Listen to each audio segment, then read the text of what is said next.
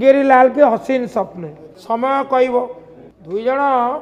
राज्यसभा सदस्य को अपहरण करी से जो उल्लसित होती से उल्लास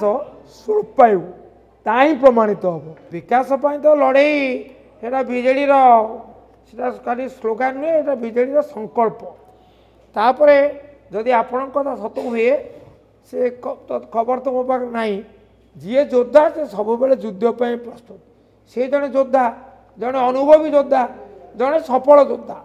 गोटे पराजय जनकर माने सफलता तो केबे न्यून हुए ना सुतरां से कहले मु योद्धा मु लड़ाई प्रस्तुत लड़ाई अर्थ निर्वाचन लड़ाई नुहे लड़ाई हूँ जनप्रसंग को नहीं लड़वा विरोधी दल अच्छा तेणु विरोधी दल धर्म हूँ लड़ाई करवा जन समस्या को नहीं लड़ाई करवा से प्रस्तुत ये जो माने वक्तव्य अत्यंत